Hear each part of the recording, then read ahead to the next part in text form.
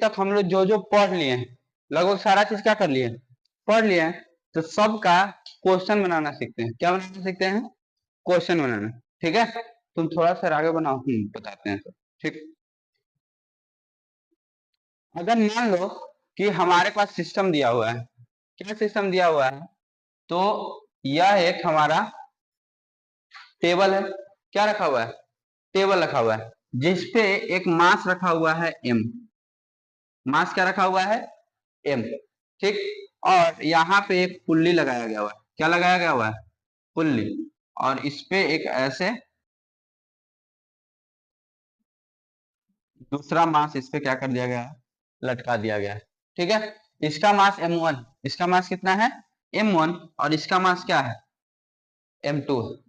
ठीक, इसका मास क्या है? m1, और इसका मास क्या है? m2 है।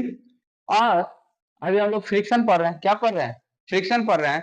तो इस पे एक फोर्स लग रहा होगा, जो कि कौन लग रहा होगा? Frictional force. क्या लग रहा होगा? फ्रिक्शनल फोर्स, जिसका कांस्टेंट ये जो म्यू है, क्या है? म्यू। शुरू से पढ़े ना, फ्रिक्शनल कांस्टेंट क्या है? म्यू है। ठीक, तो हमको बताना है अगर ये वस्तु में एक्सीलरेशन होगा, क्या होगा? अगर इस वस्तु में एक्सीलरेशन होगा, यानी कि इसका अगर मूवमेंट होगा, तो इस धागा पे कितना टेंशन लगेगा? धागा पे कितना टेंशन लगेगा? टेंशन का मतलब तनाव, कितना तनाव होगा, ये तुमको फाइंड करना है। तो कैसे करेंगे? कैसे करेंगे? ठीक है, तो निकालना हम लोग सीखते हैं। अगला बार से क्वेश्चन बताएंगे, तुम लोगों को खुद से क्या करना होगा?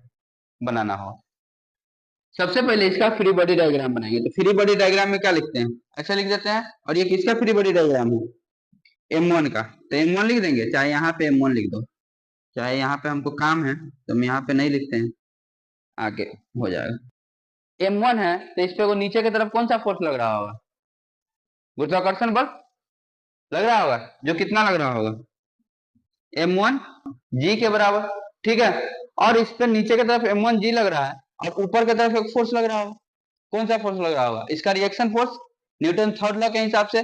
तो इसके ऊपर जो फोर्स लग रहा होगा किस कौन होगा? आर। कौन होगा? आर। ठीक है, इस पे इधर की तरफ फ्रिक्शनल फोर्स लग रहा होगा। कौन सा फोर्स? क्योंकि ये मूवमेंट आगे की तरफ हो रहा, तो फ्रिक्शन कहाँ की तरफ लगेगा? पीछे की तरफ। और फ्रिक्शन क्या होता है? तो फ्रिक्शन होता है म्यू इंटू आर। क्या होता है? Mu into R. तो म्यू और आर के बराबर कौन है? m1g। तो ये क्या हो जाएगा? म्यू m1g के बराबर इधर की तरफ क्या लगेगा? फोर्स लगेगा। और आगे की तरफ एक फोर्स लग रहा होगा, जो क्यों होगा? टेंशन। कौन होगा? टेंशन, जो कि इस धागा में लगेगा। किस में लगेगा? इस धागा में लगेगा। ठीक है, अब दूसरा लगाते हैं m2 का। तो m2 में नीचे की तरफ एक फोर्स लग रहा होगा, जो कि कौन होगा? m2g। और ऊपर की तरफ एक फोर्स लग रहा होगा, जो कि कौन होगा? टेंशन होगा। और इसमें एक्सीलरेशन किधर की तरफ हुआ है? इधर की तरफ। और इसमें एक्सीलरेशन किधर की तरफ हुआ है? इधर की तरफ। अच्छा, दोनों का एक्सीलरेशन सेम होगा कि नहीं होगा?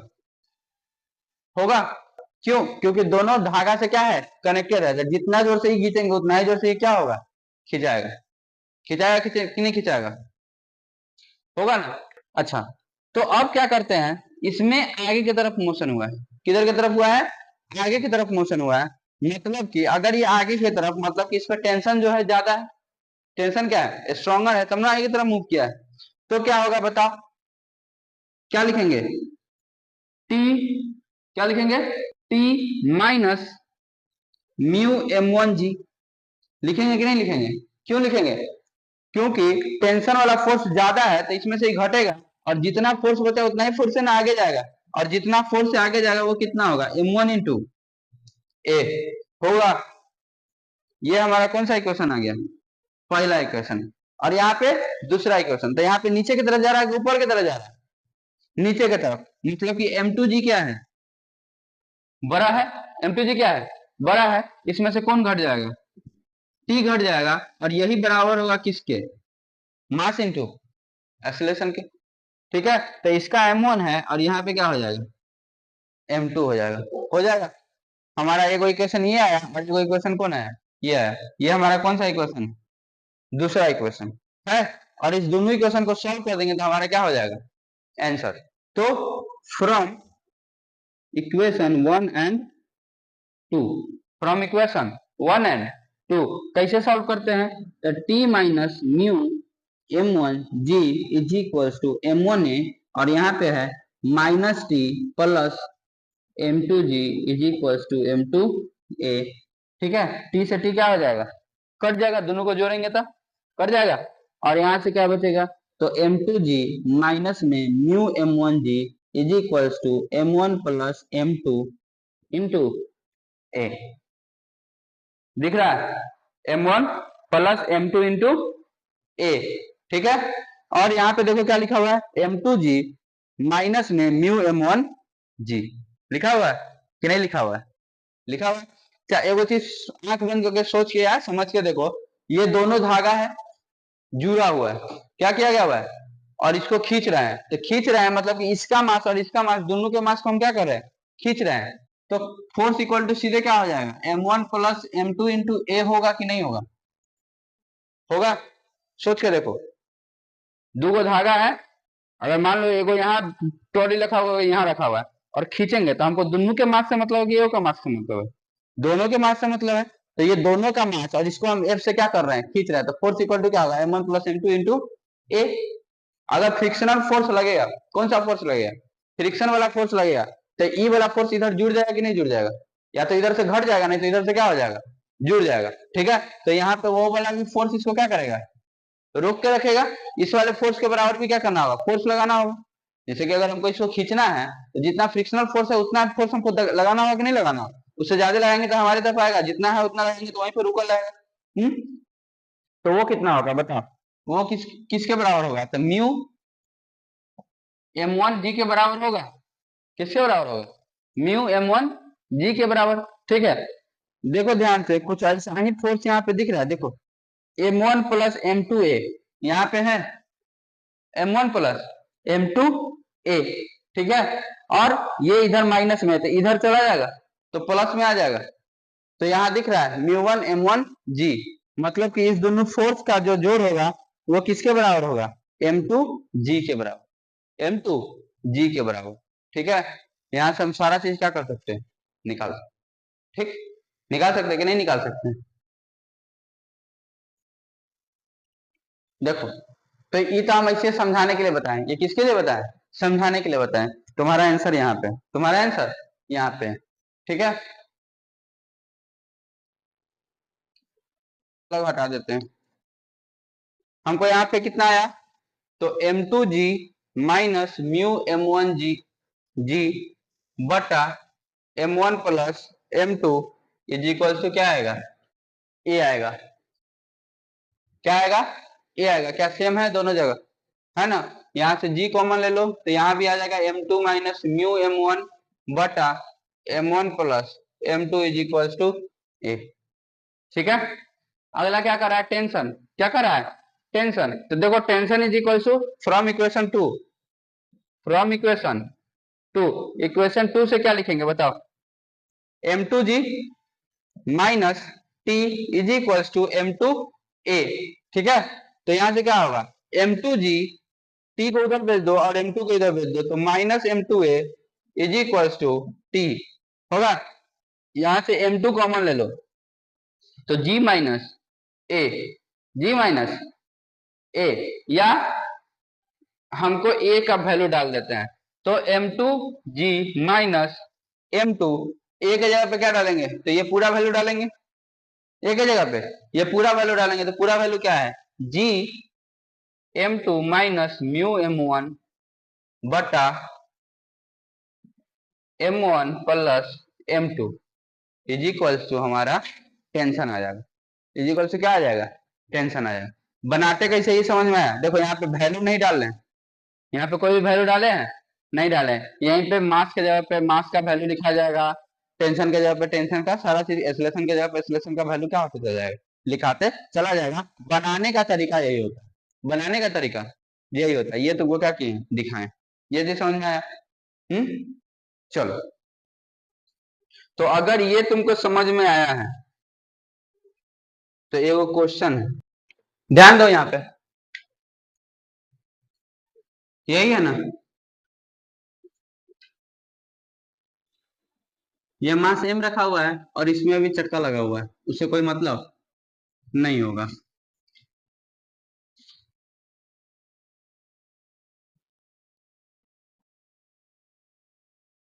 अच्छा, इसका मास कितना दिया हुआ है? 20 किलो। और इसका मास कितना दिया हुआ है? 3 किलो। ठीक है, यहाँ ध्यान दो साहब। ए हीरो, ऊपर देखो, ये देखो, इसका फ्री बॉडी डायग्राम बनाएंगे। क्या बनाएंगे? फ्री बॉडी डायग्राम बनाएंगे। तो फ्री बॉडी डायग्राम में सबसे पहले इसका बनाते हैं। तो इसका वजन कितना है?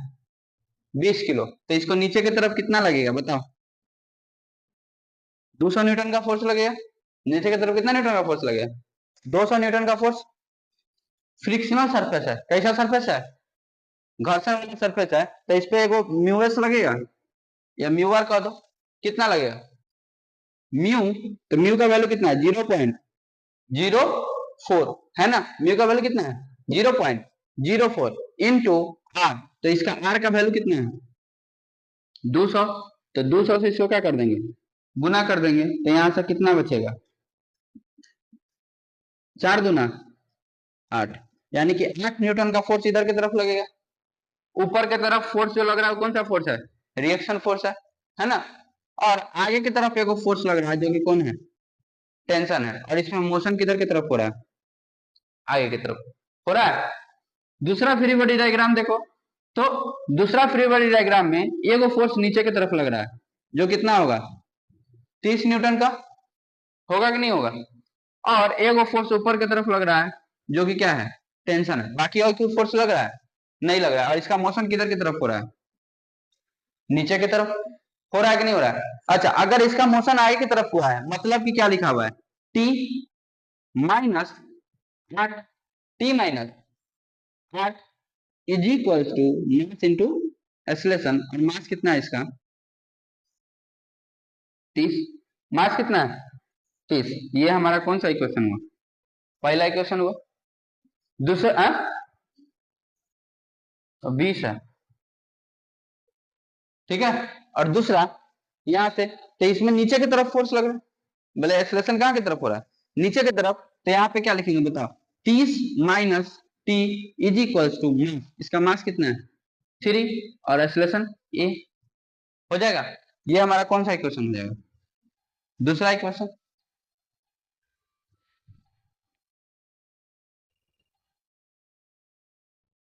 ये हमारा कौन सा इक्वेशन हो जाएगा?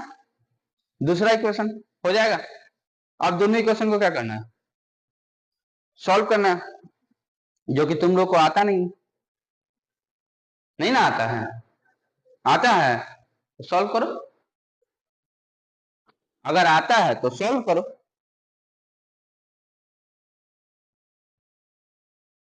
ध्यान दे यहाँ पे, जिससे नहीं बना इसको थोड़ा सा मॉडिफाई कर दे। थोड़ा सा क्या कर दे? मॉडिफाई कर दे, या दोनों इक्वेशन को जोड़ दे। ध्यान दो यहाँ पे सब। From equation 1 and 2। From equation 1 and 2।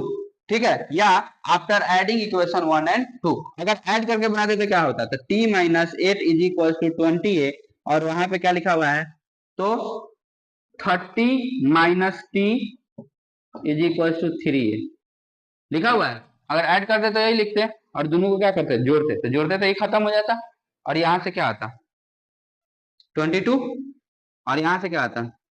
23a। तो a इज इक्वल टू 22 बटा क्या आ जाता? 23। 22 बटा 23, यही आंसर है ना। और हमको अगर टी निकालना है, क्या निकालना है? टी। तो यहाँ पे 30 minus T is equal to a के जगह पे क्या लिख देंगे? 22 बटा 23। ठीक है। मतलब ये कितना आ जाएगा? 66 बटा 23 आ जाएगा। तो 30 माइनस 66 बटा 23 इज इक्वल टू टी। हो गया।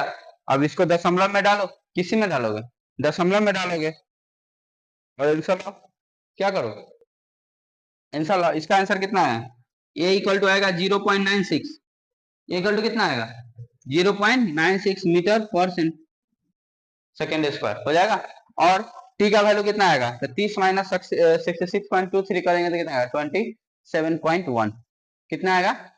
27.1 कि 19.1? 27.1 आएगा। तो यहाँ से आ जाएगा 27.1।